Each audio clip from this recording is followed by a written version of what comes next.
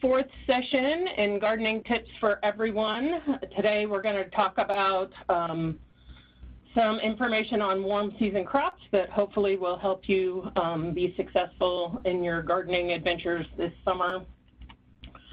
Again, to remind you, you have a whole team of extension educators here in the west central part of Indiana to support you in your efforts, so please reach out to your local county educator or anyone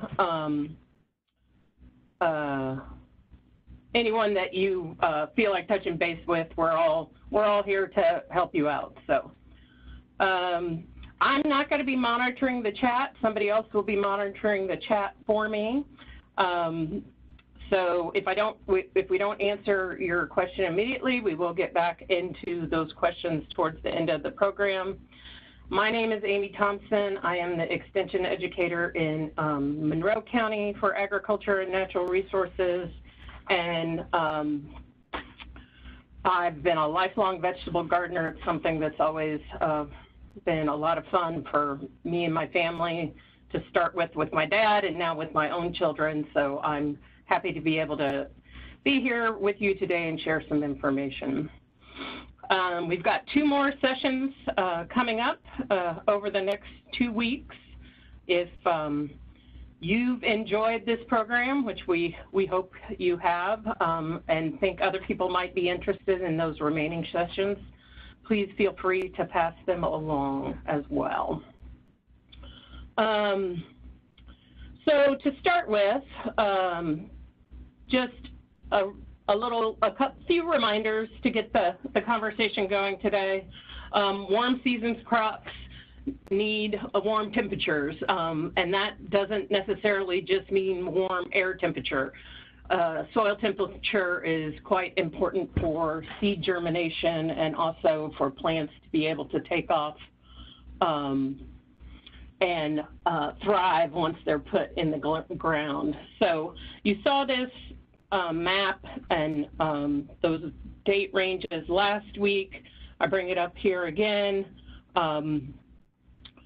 We're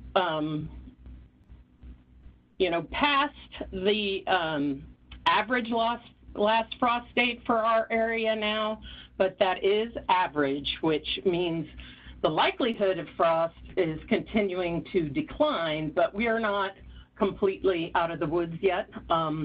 If you have warm season crops in the ground already, you'll need to continue to watch the weather and make sure they're protected if we do get another cold spell. But Mother's Day is usually the time we think of when you can fly free, plant warm season crops with very minimal risk as far as frost or damage to your crops. So keep that in mind. What we're going to go over today is this list of vegetables right here. I've got several resources to share with you, which should be pasted into the chat for your information. And then also we'll follow up when we send the recording with that list of resources as well. So we'll just going to dive right in. I'm not going to go over every little detail about every crop. You should still refer to, for example, the spacing information on the information that comes with your seeds. But I am going to point out some things that might help you be successful for sure. And one of the first things I want to point out is there are so many varieties out there. Sometimes it can be a little difficult to make a selection. You know, when you go to the garden center or your hardware store, you may not have that many choices as far as varieties to plant. But if you get into ordering seeds online, the number of varieties just seems limitless, and it can be a little daunting. So one thing that you can look for are varieties that have been selected as All-American selections. And they have these for not only vegetables, but flowers, perennials, et cetera, et cetera. The All-American selections have been tested for garden performance by a panel of expert judges. The varieties that perform best over all of North America become All-American Selection national winners.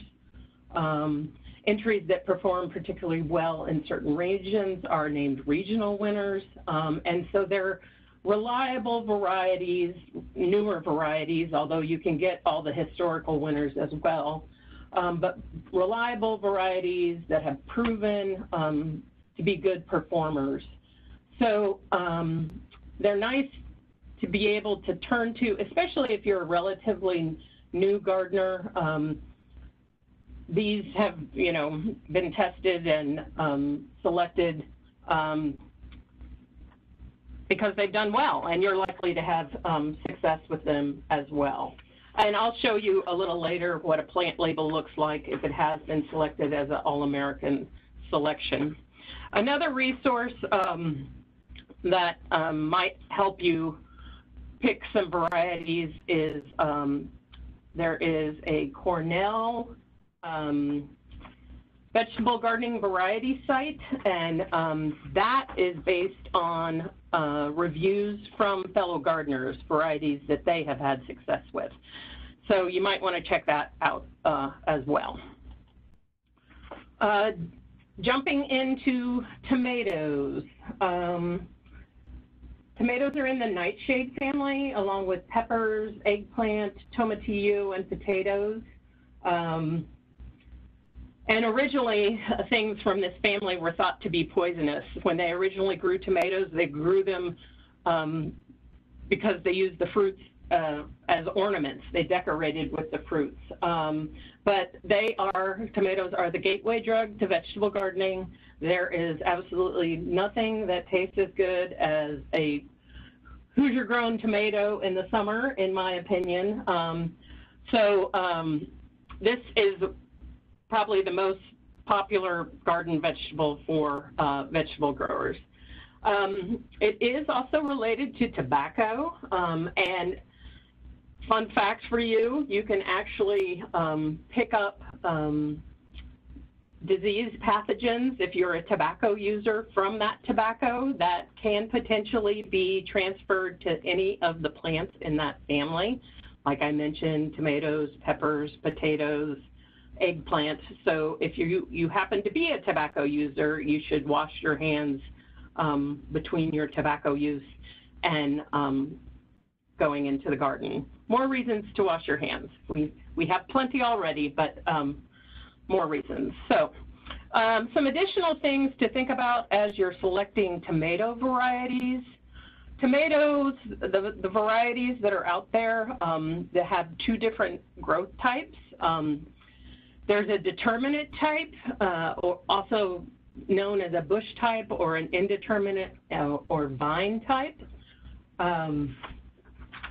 Determinate type tomatoes typically are smaller. They grow to about 3 to 4 feet high. What's very different about them is that they basically put all their flowers out at one time, and therefore their fruit all becomes ripened at around the same time. Around the same time, meaning over a period of 1 to 2 weeks. These guys don't require a lot of staking because they are sort of bush-like, and they work well in containers. They also work well if you want to do some food preservation.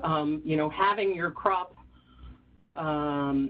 ripen in a relatively short period of time can help plan if you want to, make tomato sauce or salsa or something like that. And I'll mention a resource at the end regarding food preservation as well.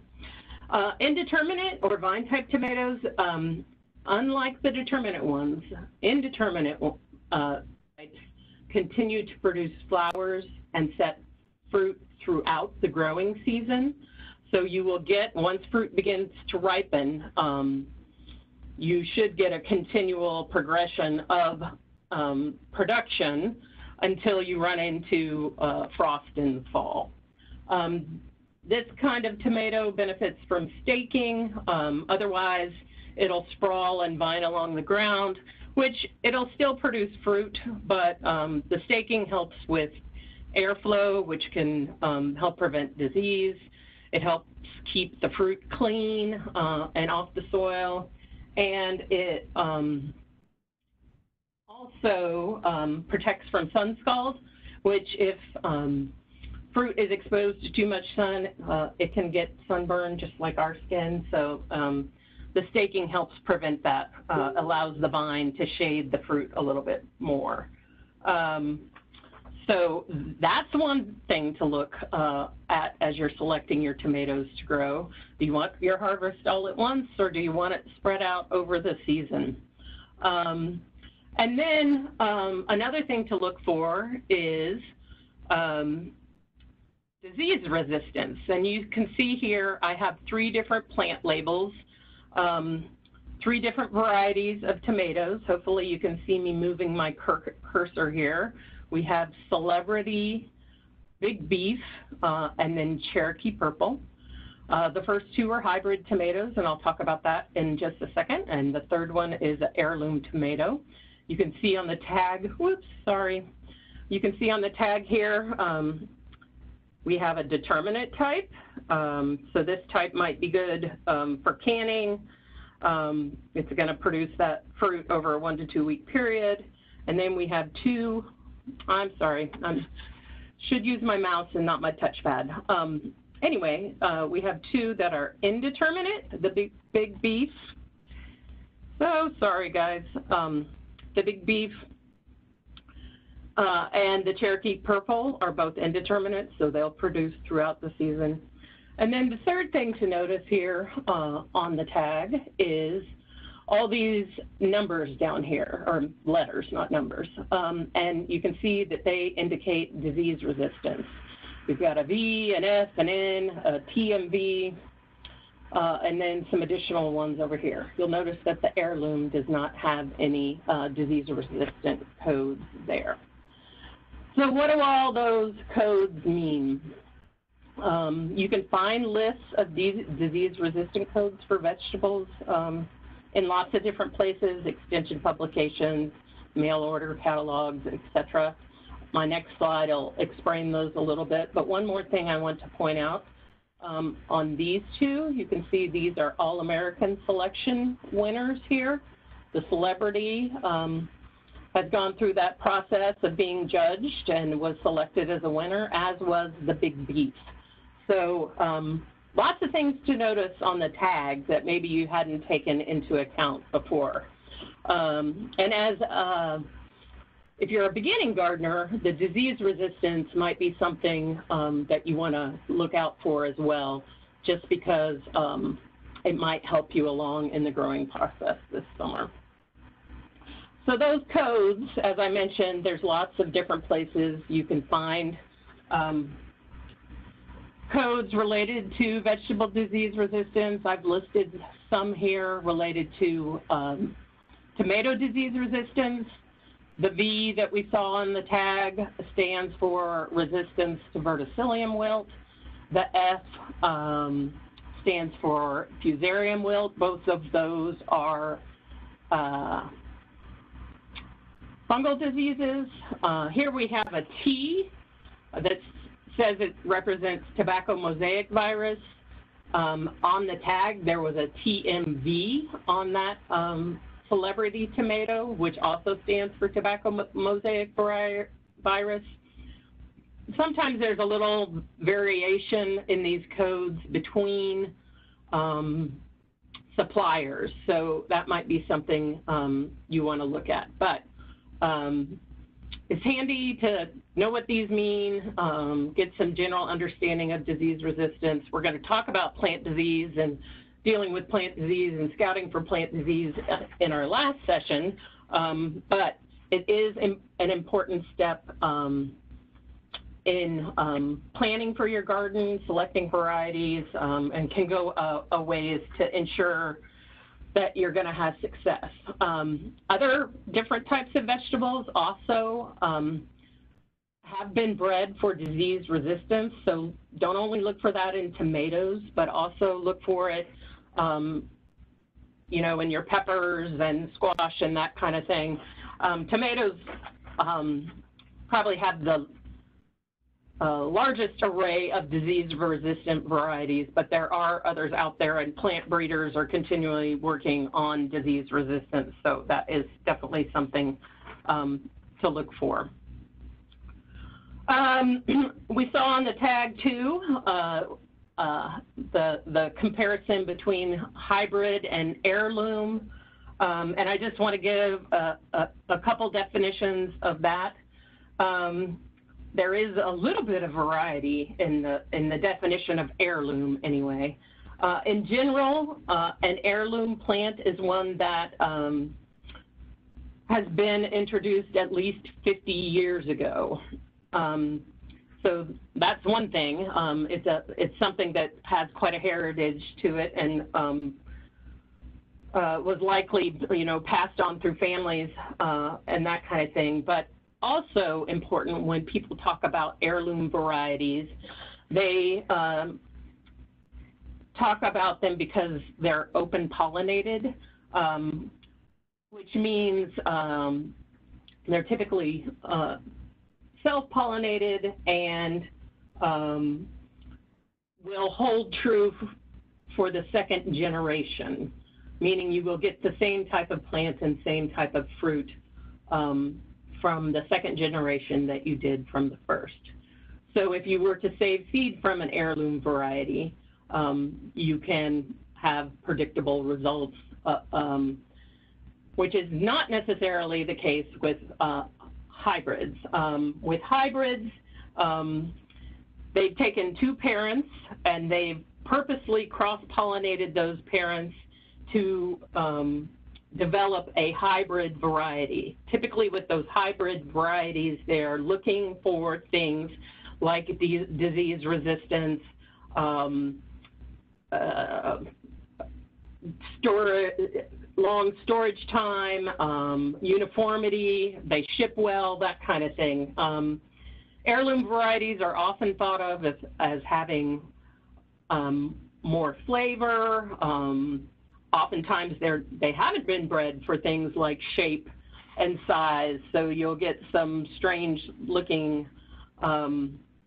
varieties there as well. But most of our hybrids do have disease resistance. Our heirlooms more than likely do not. So, you know, if you want to try out some heirlooms, that's great. There's some really interesting heirloom varieties out there. You know, big chocolate stripes is one, Black Beauty, Brandywine is a favorite of mine. Cherokee Purple is another favorite of mine. But if you're a new gardener, you might also want to consider some hybrid varieties that do have that disease resistance in there. There are hybrid types that are grown to look like heirlooms, so you might want to look for those as well. So anyway, that's just another thing that you will see as you're making selections of vegetables, so I wanted to give you a little explanation of that as well.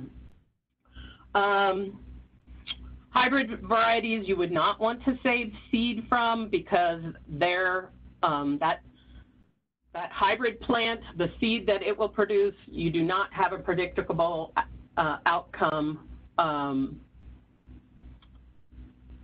from them like you would an heirloom variety. So just keep that in mind. So with tomatoes, they are warm season. They need to be planted after the soils have warmed up. And you can continue planting them really until midsummer. A lot of people feel a lot of pressure to get everything, oh, it's gardening time. I have to get everything in the ground real quick, right at, you know, right after Mother's Day. But you have some time to get things into the ground. The last planting date would be, in the summer, would be about 100 days before the average first frost date, and that would give time for the plant to mature and produce fruit for you in the fall. So it doesn't all have to be a big rush just because we're in the spring. Most of the time, people purchase transplants of tomatoes or they start them indoors early. If you're purchasing transplants, you want to look for short, stocky plants with good root systems, and this is true of any vegetable transplant that you buy. Avoid tall, leggy plants. You know, you want a short, stocky guy rather than a tall, leggy guy. You want a sturdy stem, about a pencil width would be good. You would like to see new roots forming, healthy roots on the bottom of the cell pack. Those kind of things. When you plant it, you can plant it at soil level. Tomatoes also produce adventitious roots, so people talk about planting them deeper into the soil than we normally would recommend, and that would still work, whether it adds a lot of benefit or not. It may add some stability to those long and leggy types, but it's not necessary to plant them deeply. You can plant them at the ground level that they came in at the pot as well. One thing about tomatoes that some people don't realize is extreme temperatures can cause them to abort fruit. So if we get really hot in the summer, with daytime temperatures steadily above 85 or nighttime temperatures above 70, tomato plants will drop their flowers. So you can get a period of time where you may not be seeing fruit and flowering, or you may see fruit, but then those flowers are aborted and they won't develop into fruit. But once the temperatures regulate a little bit, if they're an indeterminate type, they'll go back to producing flowers and fruit, and you will get your harvest going again.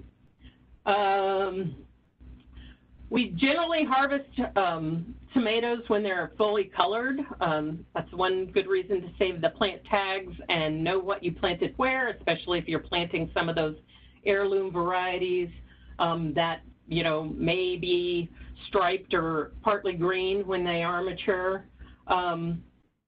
When you do harvest them, they don't need light necessarily to mature. So if you happen to knock off some green tomatoes and you want to go ahead and ripen them up, bring them into your house, that is okay.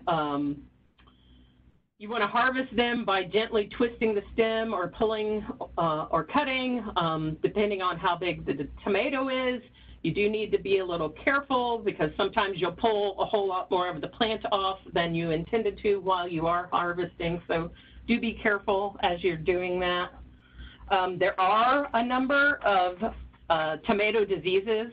We have quite a bit of disease pressure on tomatoes in Indiana, and we'll get into discussions of not only diseases caused by pathogens, but some disorders that can be caused by environmental conditions during that final webinar that we'll be offering. So moving on from tomatoes, going to have to speed up or I'm going to run out of time. Peppers are another really popular garden plant, lots of shapes and size. Sometimes the hot peppers are referred to as chilies.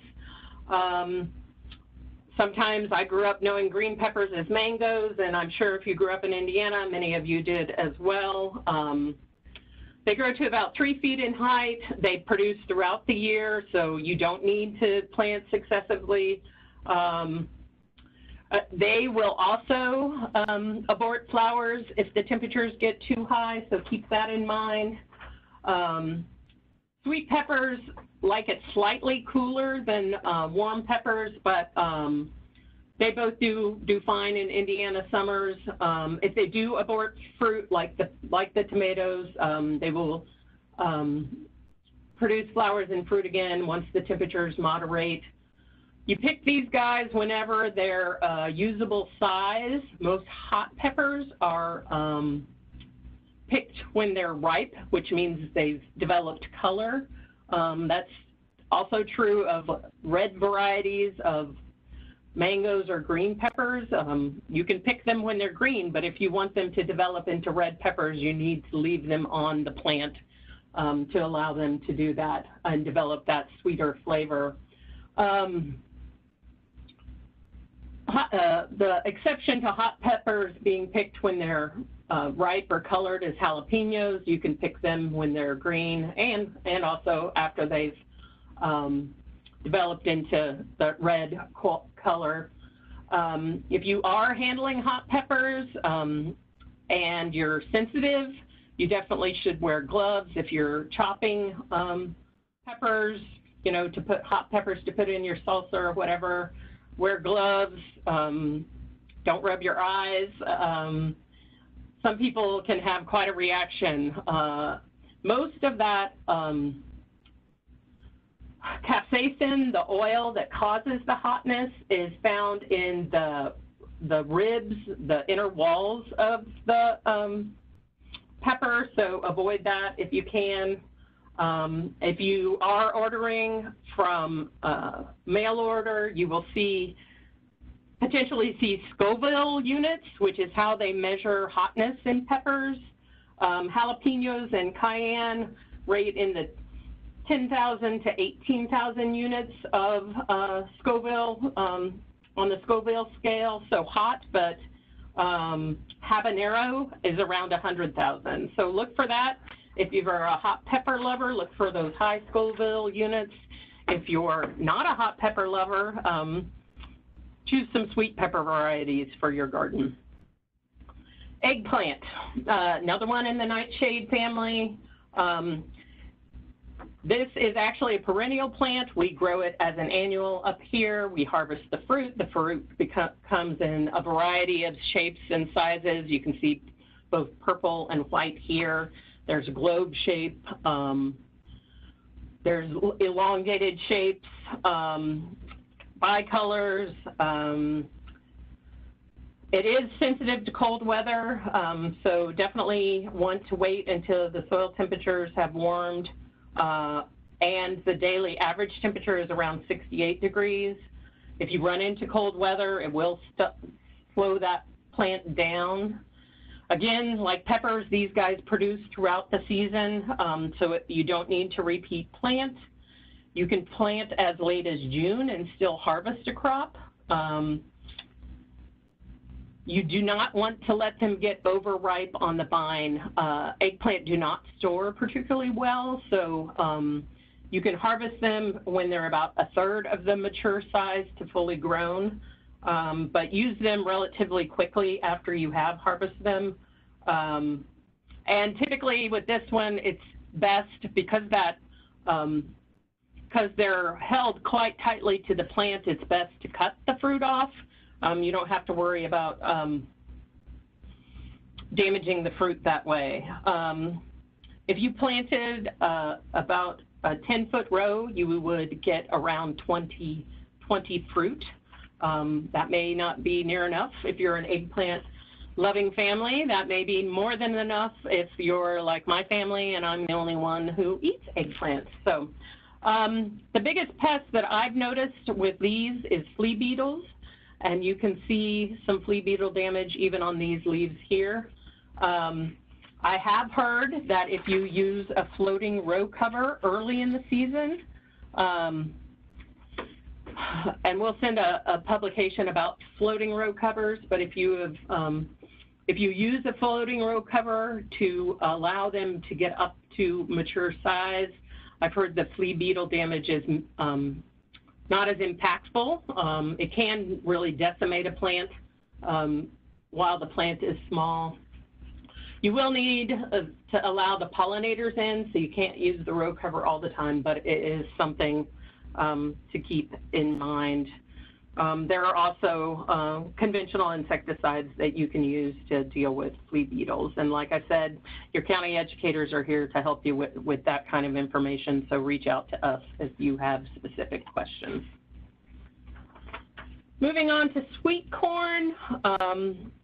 There are a lot of sweet corn varieties out there, of course, and then, of course, we have ornamental corn and popcorn and all kinds of things, but we're going to focus on sweet corn right now. When you look at varieties of sweet corn, you'll notice that they're perhaps listed as sugary, sugary enhanced, and super sweet. And these are varieties that have been developed over time. And what changes in those varieties is the amount of starch to sugar and how long that sugar stays in place.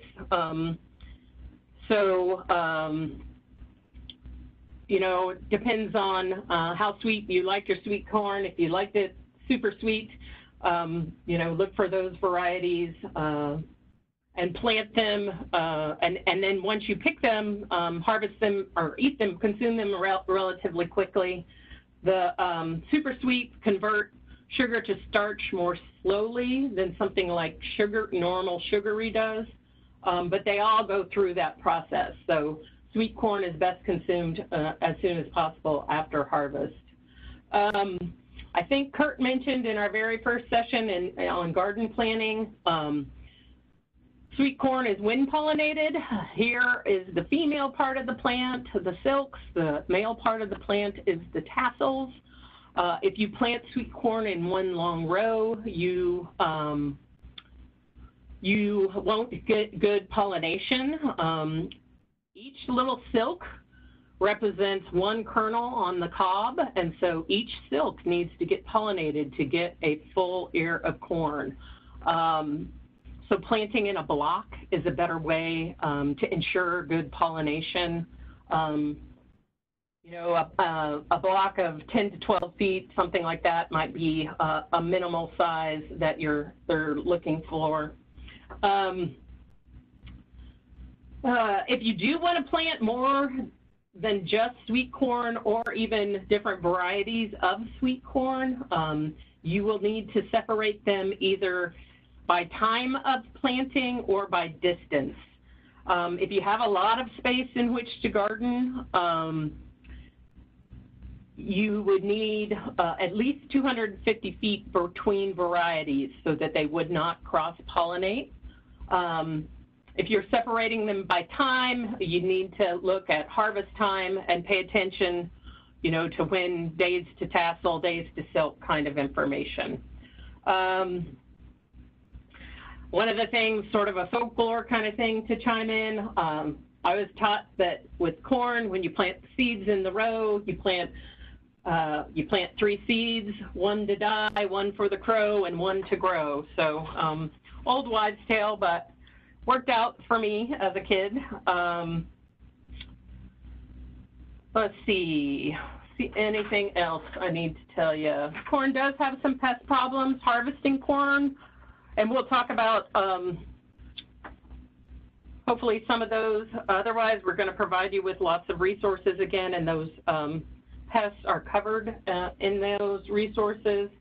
Harvesting corn can be a little difficult to know sometimes. Typically, we tell folks when the silks turn dark brown, they're ready, but you want to be checking them. If the kernels are full and they look good, you don't want to leave it on the stalk longer than necessary, or you might lose some of that good flavor. Okay, next we're on to cucumbers. Cucumbers are part of a group known as cucurbits. My tongue always gets twisted there. That includes cucumbers, melons, squash, pumpkins, and gourds. Most of these guys have binding stems, and they have little tendrils, like you can see here, that they will use to grab onto things, whether that's a cage or a trellis or another plant. They have developed new bush varieties. Cucurbits can take up quite a bit of space in your garden, so if you're limited on space, you may want to look for those bush varieties so that you can incorporate more plants into your garden. An important thing to know about cucurbits is they all have separate male and female flowers on the same plant. And often those male flowers start blooming first. People will ask, why do I have flowers and no fruit? And it's often with this family because those male flowers start first. Here you can see a male cucumber flower, and this is a female cucumber flower, and you can tell the difference because this is the ovary, which will turn into the cucumber fruit, and you can see that on the end of the flower, even smaller than that. So, so that's how you tell the difference. Bees are the primary pollinators of all the cucurbits, so you need bee activity. If you happen to have flowering during poor weather or something like that, you may get poor pollination, which can end up with misshapen fruits and other things, but hopefully sometimes you can't do anything about the weather, but these guys continue to produce, so you should get a crop through the summer anyway. Again, lots of varieties to choose from on cucumbers, you know, shape, size, in purpose, whether they're for slicing or pickling. There's also, you know, European or hothouse varieties, lemon cucumbers, which are browned and look very different from the traditional cucumber. All of them need to be harvested when they're small. If you let them mature, one, they'll turn completely yellow, whether they, that was a characteristic of the variety or not, and they will become likely bitter and full of seeds. So harvesting while they're immature is an important part of cucumbers. Vining varieties can be trained onto a trellis or something like that, which can be helpful with airflow and disease prevention. Also can be helpful in actually seeing what fruit you have to harvest. Sometimes these vining plants get so big, you lose track of how much you do have to harvest, and if you don't harvest regularly, you end up with some big unusable cucumbers. So an estimated yield for cucumbers, a 10-foot row is about 10 pounds. So consider that when you're planting, how many cucumbers can you really use? People often, with the cucurbits, they often worry about, I can't plant cucumbers next to squash because they'll cross-pollinate and the fruit won't be any good. That does not, cross-pollination does not impact the fruit. The fruit will still be perfectly fine and usable. What it does impact is the seed. So you would not want to save things, seed from things that potentially cross-pollinated. Watermelon, lots of varieties, you know, as small as the baby hand-sized ones up to 22 pounds. These guys are a tropical species and can actually tolerate heat and drought a lot better than some of the other cucurbits. They can, especially the big varieties, take a long time to mature. So when you're selecting your variety, take that into account.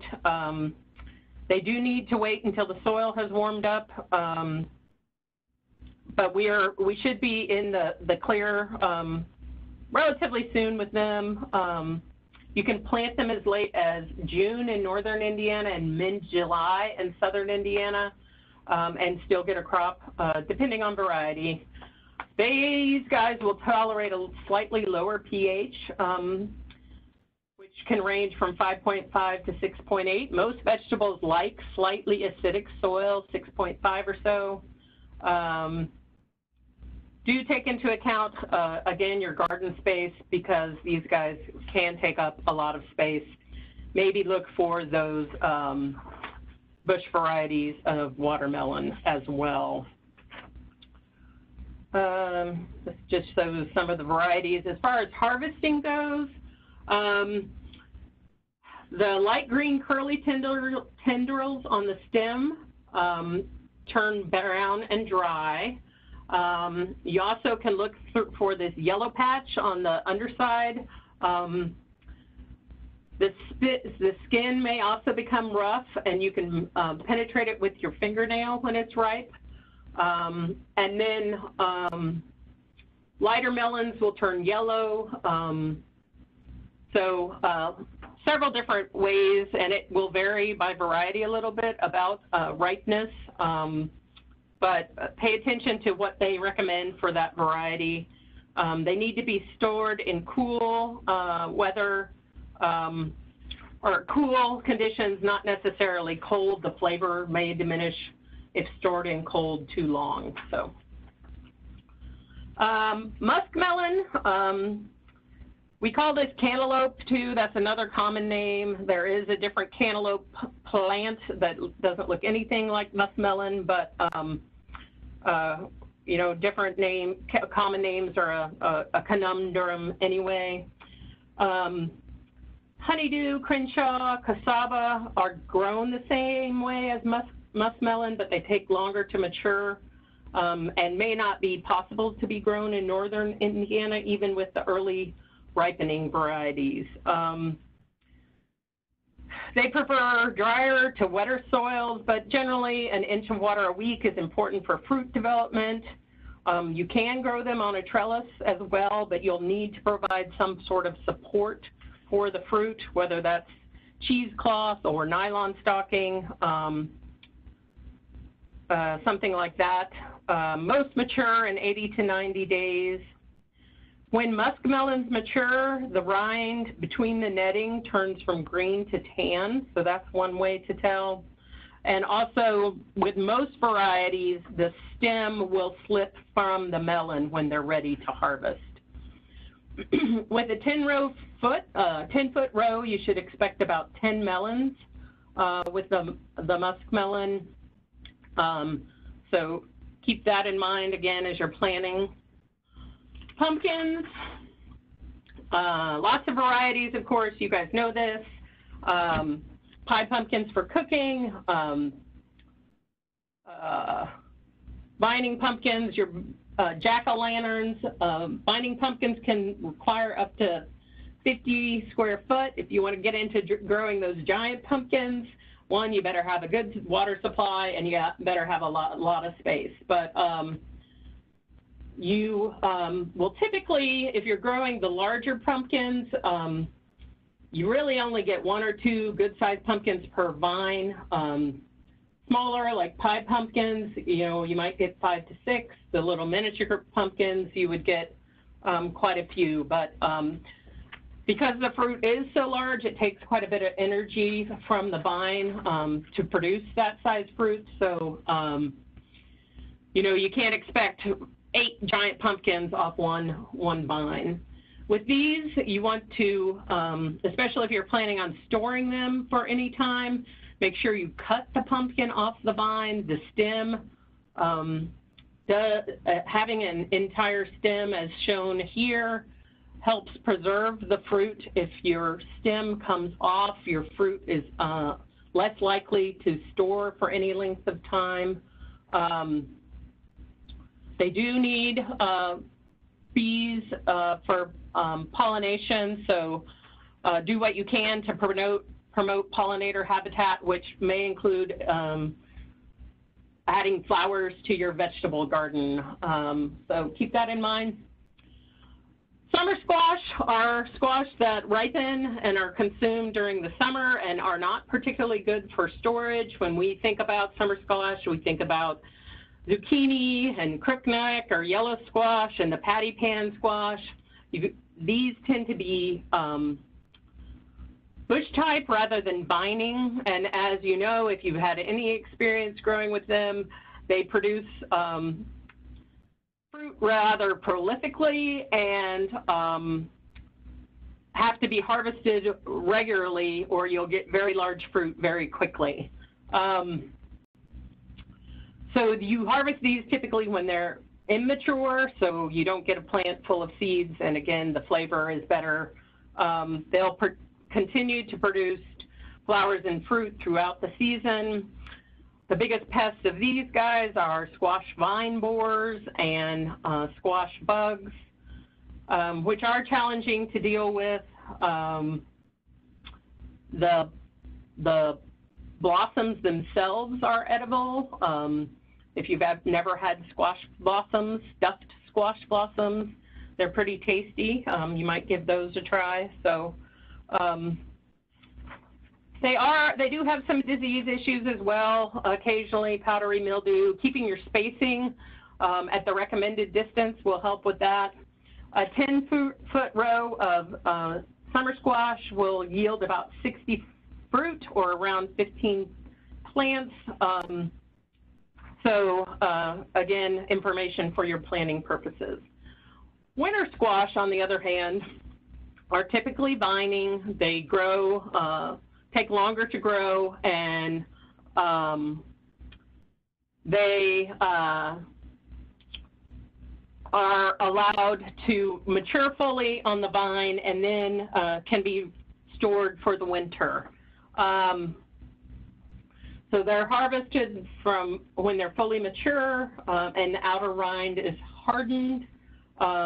You see some different varieties here: acorn, butternut, and the butternut, Waltham variety of butternut is actually resistant to squash vine borers. They don't really have an interest in that one, so if you don't have a lot of success with other squash, this may be one that you do have success with.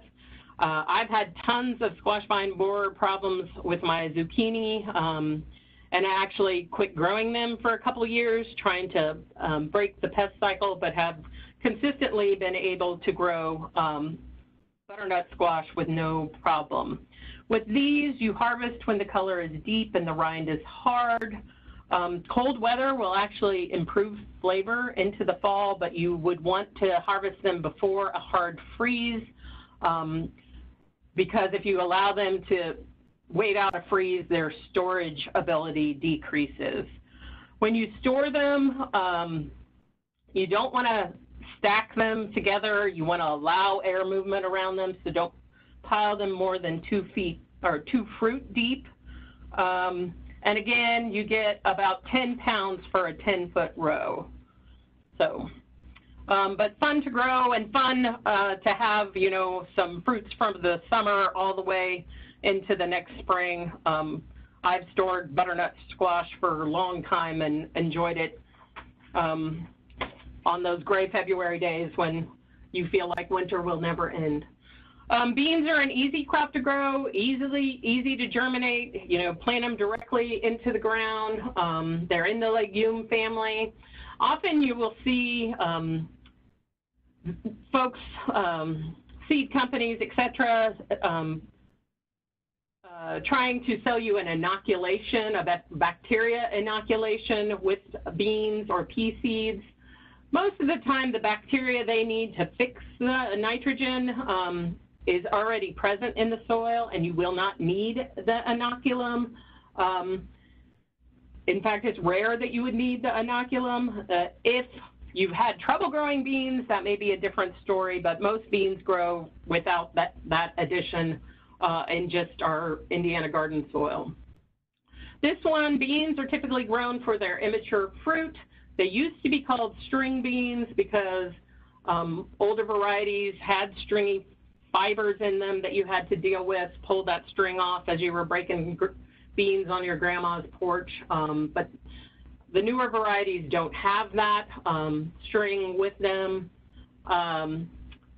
Yellow wax beans are just a color variant of green snap beans and have a slightly waxier pond. Purple beans, which turn green when cooked, which is sort of a disappointment, in my opinion, are also available. You harvest regularly, and this is one that if you have a family that loves beans and you love to preserve things, you'll want to plant a succession throughout the summer because the harvest period is relatively short. Pole-type beans will need support and they generally have a longer harvest time period than bush beans. For a 10-foot row, your estimated yield is around 3 to 4 pounds.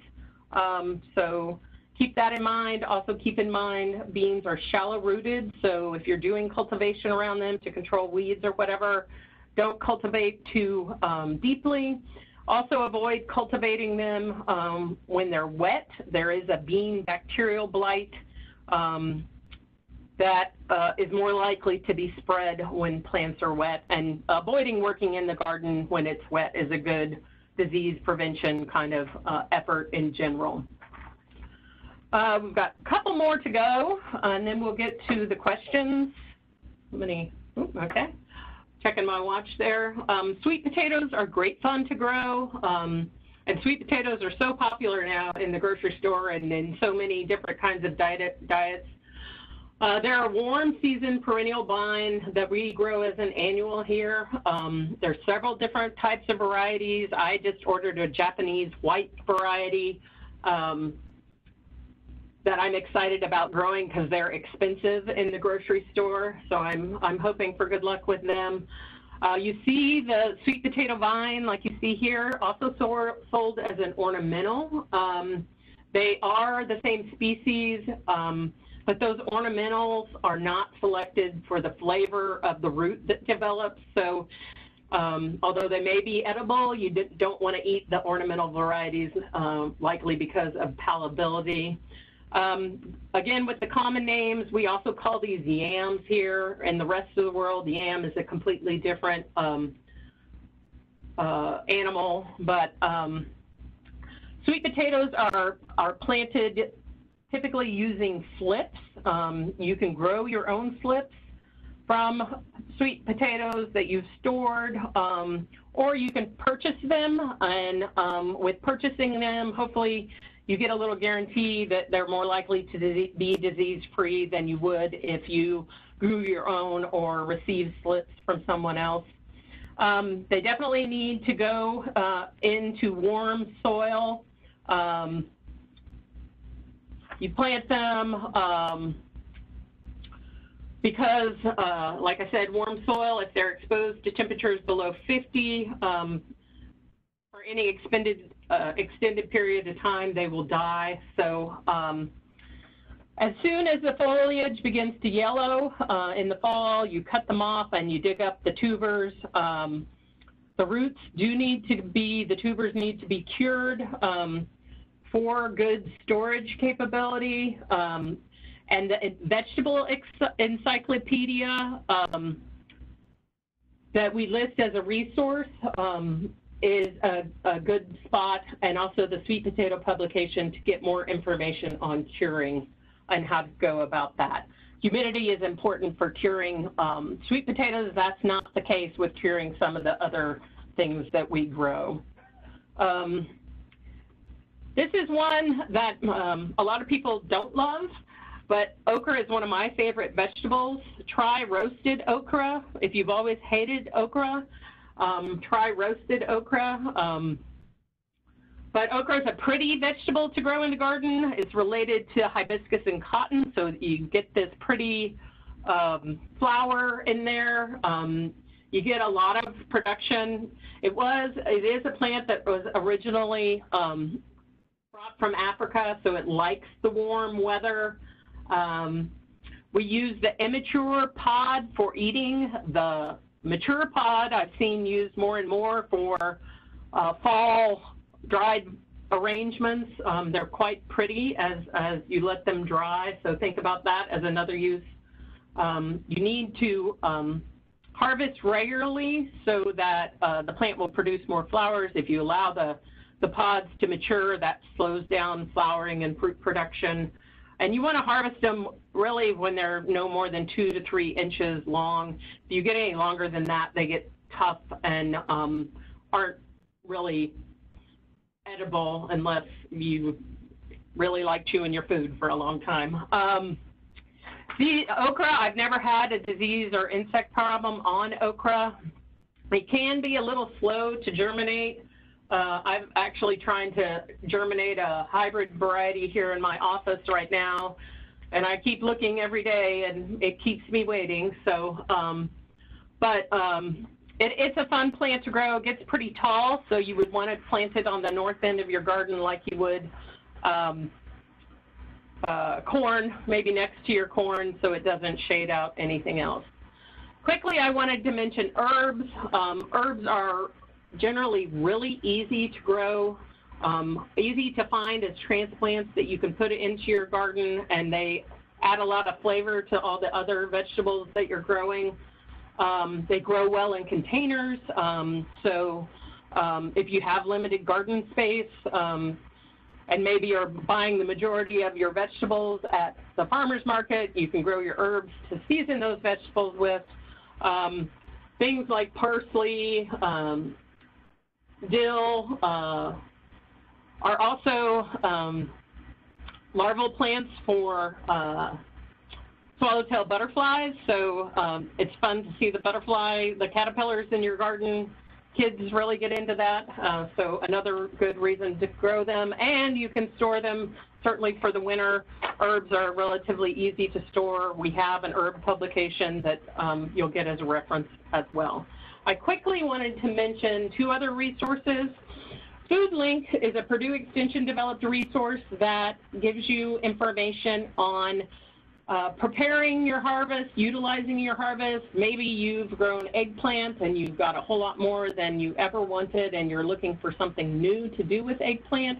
This tells you information, nutrition information, and then if we were able to scroll down, you would also see recipes.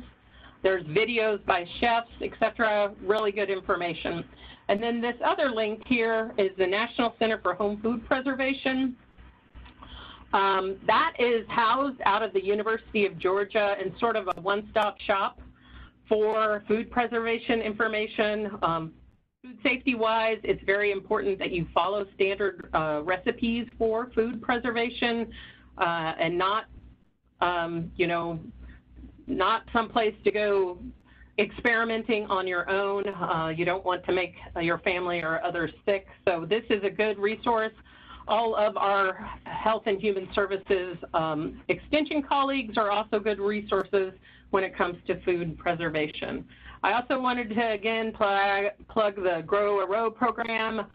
The one that we use locally is a slight variation called Plant a Row for the Hungry in Monroe County, but good resources nonetheless to share your harvest, especially right now when so many folks are facing food security issues. So here are some of the links. As I mentioned, you'll get a copy of the links. And I want to give Rosie Lerner, who is our Extension Horticulture Specialist, credit. I adapted a lot of her presentation for this session. So we have some time for questions, not much time, but if you guys are willing to hang on for questions, we're willing to hang on to answer them. Hope you got some useful information out of the session. Okay, so can you hear me? I can hear you. Okay. Our first question that came up is if you would like to save heirloom variety seeds in reference to tomatoes, how far should they be planted from other varieties? So, sorry, I'm also trying to bring up my chat. So most tomatoes are wind pollinated. Pollinators do visit tomatoes, but the large portion of their pollination is through wind. So I would say, you know, you'd probably be safe with 50 feet, but even farther would be better. And if anybody else has more concrete information than my estimate, feel free to chime in, any of my fellow extension educators. And Phil Cox did add some underneath that question for seed saving for tomatoes. You don't really need to worry about spacing between varieties of heirloom tomatoes since they are self-pollinated. Of course, if anybody else wants to add to that. The next question that we got is what would cause a tomato plant which has set fruit, has no black spots nor yellowing of leaves, suddenly wilt and die like the next day? Soil has been kept moist but not overly wet, and plants nearby are not affected. It could be any number of things. If it happened to be a different variety from the other plants, it could be that it was more susceptible to a fungal disease or a wilt type disease. This is something where it would be really helpful as that problem is occurring. You take digital photos and get in touch with one of us right away. It's really difficult to put that disease puzzle back together from history and really without the visual. And as I mentioned, there's quite a significant amount of disease pressure on tomatoes in Indiana, so narrowing it down is quite a challenge. Unfortunately, sorry, I can't be more help there. So our next question is, what are vegetable plants that shouldn't be grown close together?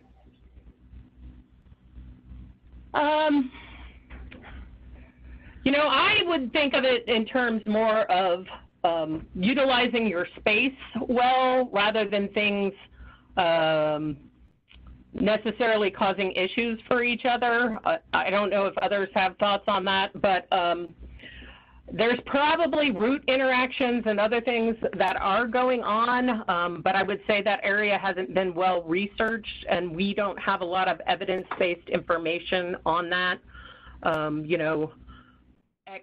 X likes to be planted next to Y, or, Y hates to be planted next to Z. Just not a lot of research that I can relay to folks. If anybody else wants to chime in, please do so. Any of our other extension educators? I would personally say I would avoid planting overly large blocks of plants that experience the same pest insects or other organisms, just so you don't give them harborage to be able to develop. I would spread things out and put things in between them. See our next question. This is the first time I have started tomato seeds inside. So far, I have 2 leaves on them, and they are currently growing in the round seed starter. Could you tell me when to move them to a larger seedling container and what type of medium to use? I believe I am to move the whole seedling and medium into the new seedling container.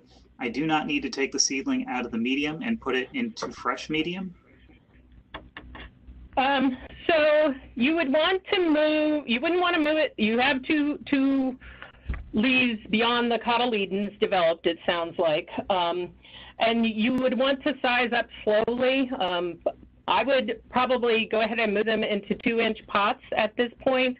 As far as the medium goes, you can go ahead and transfer that medium into the larger size pot, and if you need additional soil, because that's limited,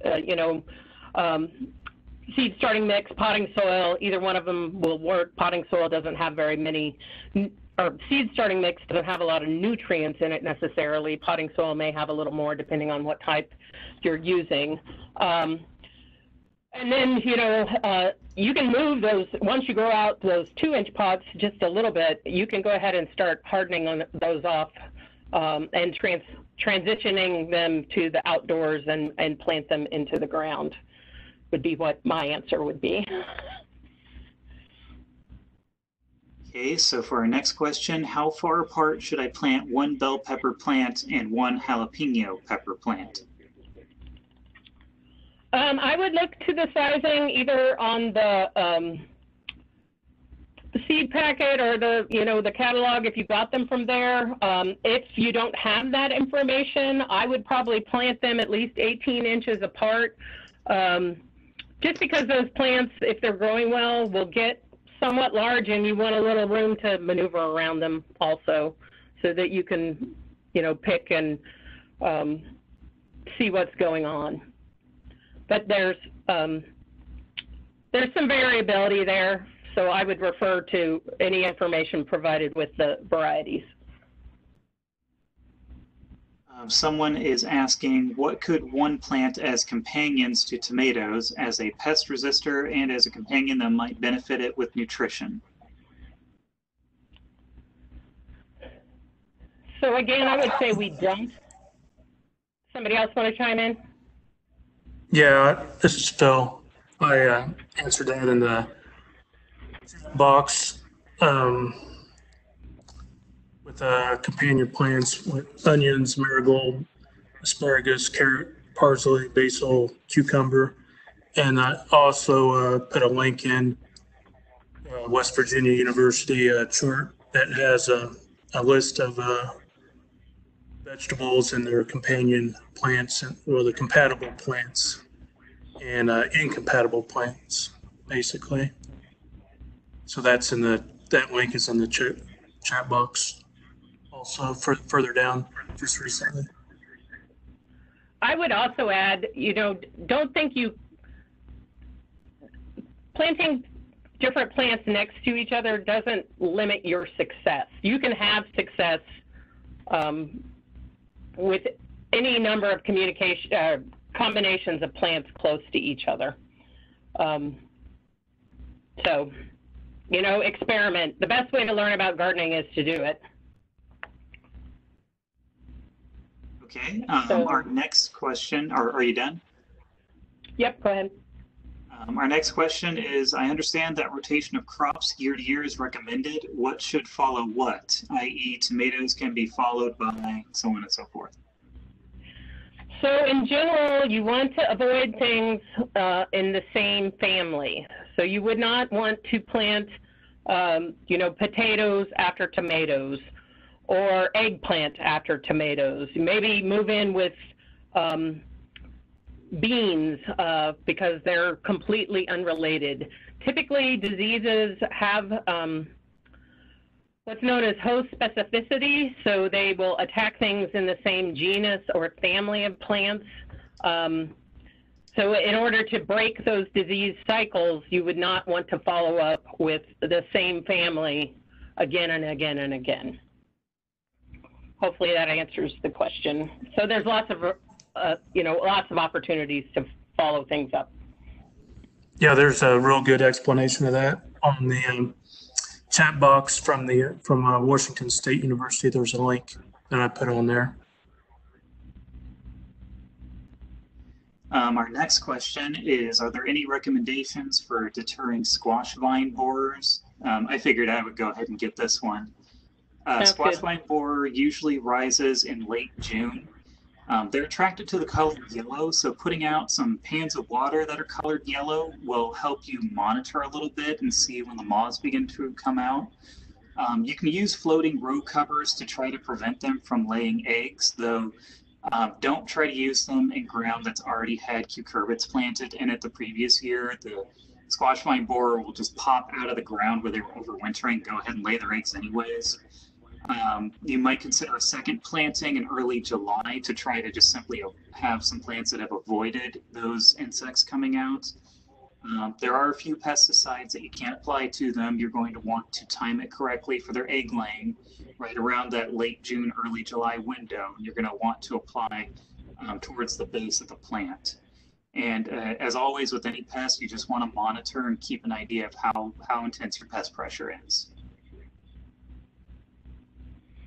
Let's see. Next question. I grew squash and muskmelons last year in raised beds right next to each other, and they both had a bad case of powdery mildew to the point that I had to discard the melon plants. How far apart should they be grown to avoid passing on the powdery mildew?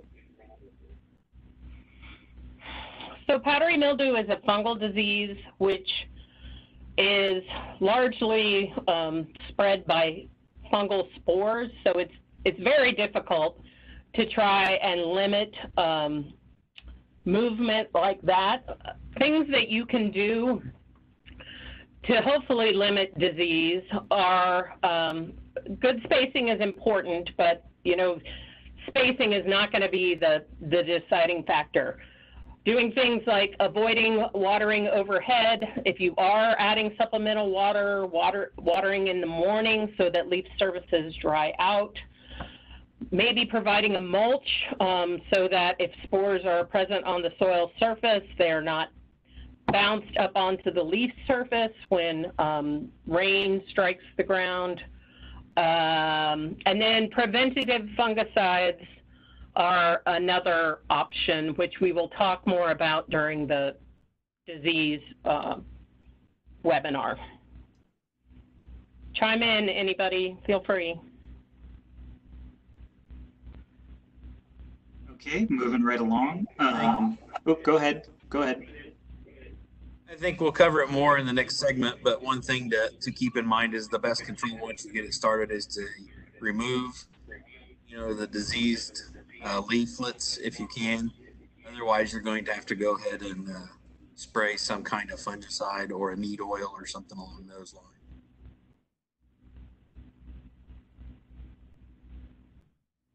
Okay, next question is, I kill my rosemary plant every year indoors. Any suggestions to be successful? You got 2 people asking that. I find rosemary pretty challenging to overwinter as well.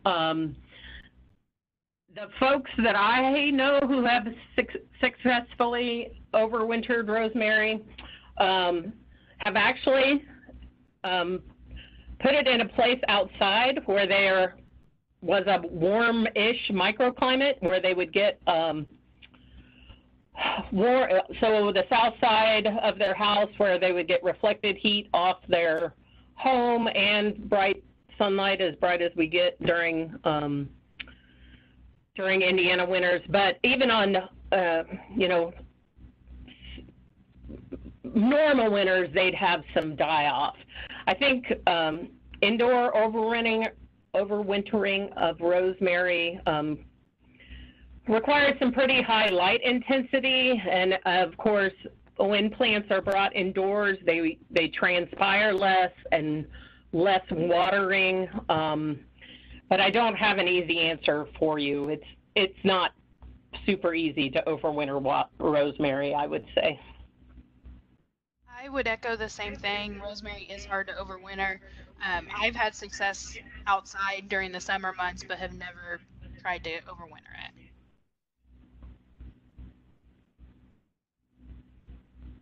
Okay, our next question, what does Purdue Extension think about the square foot gardening method for small spaces? I've never tried it before. I think we actually addressed this one in our first session too. Do you guys recall that one?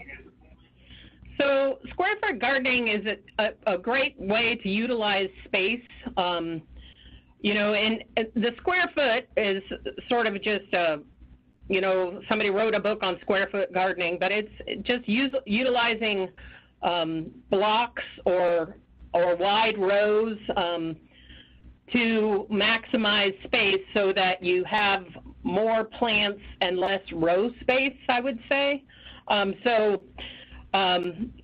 plant in wide rows at my own home, and it's a good method. Definitely nothing negative I have to say about square foot gardening, and it's sort of an easy to follow plan for newer gardeners or people with very limited space as well. So we have someone asking for suggestions for staking container zucchini, such as a tomato cage or using bamboo. What are our recommendations? So zucchini is typically bushy rather than viney and needing staking, but if you just sort of wanted to hold it up, I'd probably use like a tomato cage, just thinking about the form of the plant and trying to provide some support for the plant. Okay. But it also might depend on your aesthetics. If you're growing it on your front porch, bamboo might be more attractive and might serve your needs as well. So our next question is, I saw an article online about staking summer squash and cutting off leaves below the first fruit. Are you familiar or would you recommend this?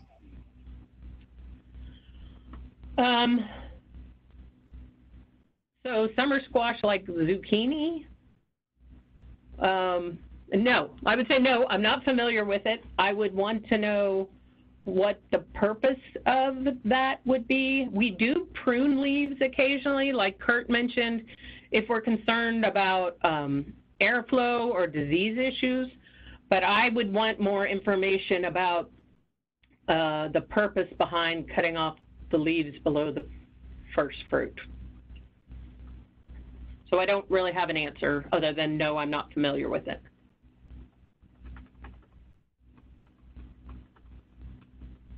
Okay. Next question there is someone's asking about purchasing lanky tomatoes from a high school greenhouse. Phil actually responded to it. Just make sure to plant them deep up to the first leaves. Amy, do you have anything that you'd want to add to that? No, that would be my advice as well. Okay. We have someone asking, I've had great success with hot peppers, but always struggled to get sweet peppers to mature. I've even had some start to ripen only to fit part of the fruit starts rotting off, becomes soft and mushy. Is it just too humid? It may be like a fungal problem, which the humidity could play into. But again, it's sort of like that other question, without really knowing more, it's really difficult to diagnose what exactly the issue might be. Sorry. Yeah, that could also be due to the activity of a sap-sucking insect, can sometimes cause a very similar thing. So you're going to want to monitor them and just see what's going on throughout the growing season. And feel free to send pictures to any of the extension educators. Okay, in some seed catalogs, I've seen semi-determinate plants. What is a semi-determinate tomato? So semi-determinate is a relatively new term to me, but my understanding is they are bushy type tomatoes that that produce flowers and fruit throughout the season. So so the form of a determinate, but the fruit production of a indeterminate is what I understand a semi-determinate tomato to be. If someone else wants to chime in, of course, welcome their input.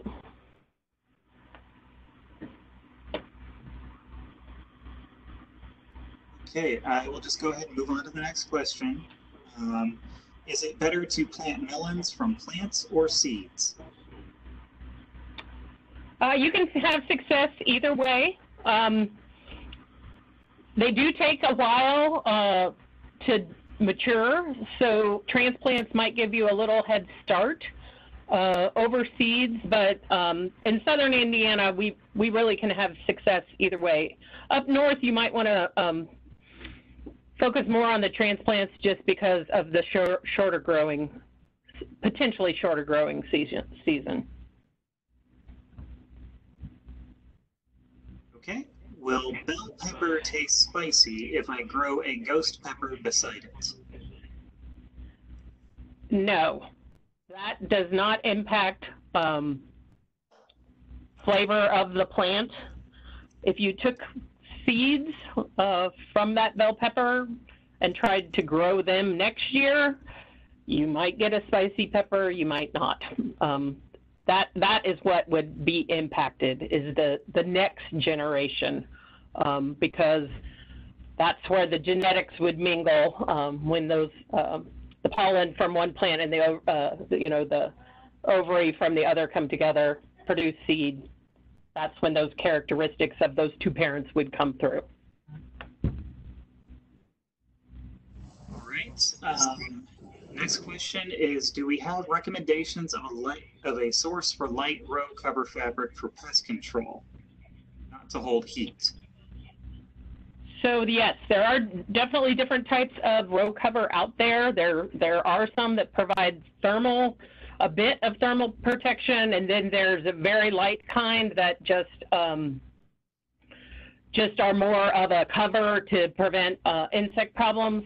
You know, you can find them with most seed companies anymore. They offer a variety of types of row cover. You can even, I've seen it in like big box stores lately. You just want to look at the specifications on it and make sure it is really for insect protection and not thermal protection.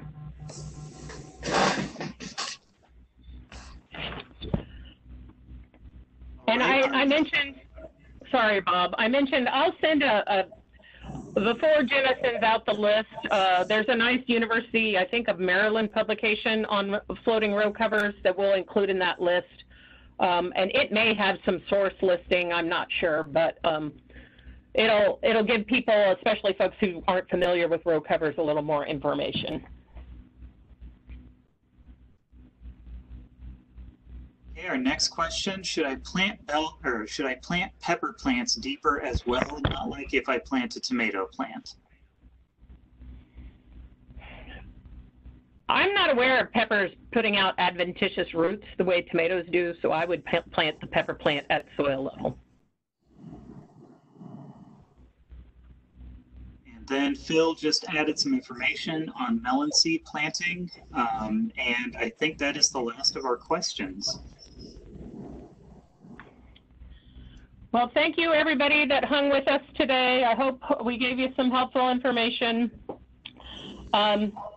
Somebody had asked at the very beginning, that who knows whether they're still online, but that the panelists hadn't introduced themselves. So maybe as we sign off, we could each just restate our names and what county we're from. I'm Amy Thompson. I'm in Monroe County.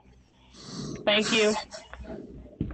I'm Jenna Neese. I am in Putnam County. I'm Bob Bruner. I'm in Clay and Owen counties.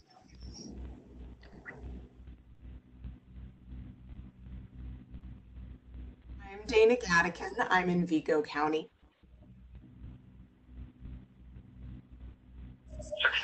I'm Kurt Lanzone in Park County.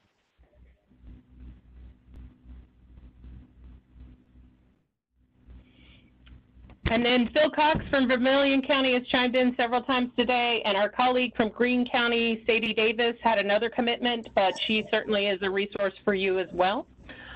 We will see you next Thursday when we will talk about gardening for pollinators. Thanks, everybody. Thank you all for coming.